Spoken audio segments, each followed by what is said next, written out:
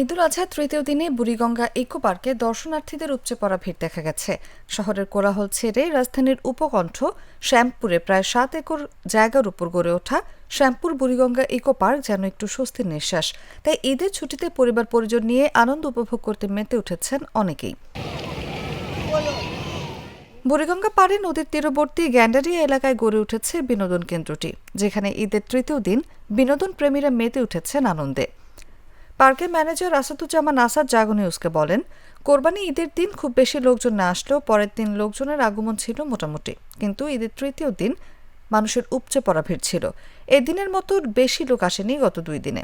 তিনি বলেন, পার্কটি সকাল 8টা থেকে রাত 8টা পর্যন্ত খোলা থাকে। সন্ধ্যা 7:30টার পর টিকিট সংগ্রহ বন্ধ করে দেওয়া হয়।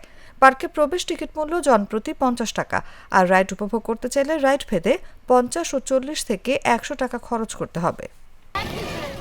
বুড়িগঙ্গা নদীর পাড়ে নির্মিত ইকো পার্কে দর্শনার্থীদের উপচে পড়া ভিড় দেখা গেছে। এদিন বিকেল থেকে বাড়তে থাকে দর্শনার্থীর সংখ্যা। এদের বেশিরভাগই শিশু কিশোর, মা বাবার সঙ্গে ঈদের ছুটি কাটাতে এসেছে তারা। ঘুরতে আসা সবার চোখে মুখে ছিল আনন্দের ছটা। সোমবার বিকেলে রাজধানীর গ্যান্ডারিয়া থানা থেকে মাত্র 700 মিটার দূরে অবস্থিত বুড়িগঙ্গা ইকো পার্কে এমনই দৃশ্য দেখা গেছে। এটি শ্যামপুর ইকো পার্ক নামেও পরিচিত।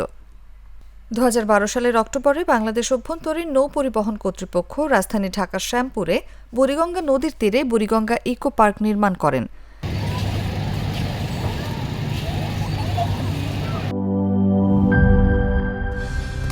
কালার এক্সপার্ট, জর্জ স্যাপ এবং মাইল্ড অন হ্যান্ডস টেকনোলজি সমৃদ্ধ অরিক্স ক্রিস্টাল ওয়াশ আপনার লন্ড্রি এক্সপার্ট।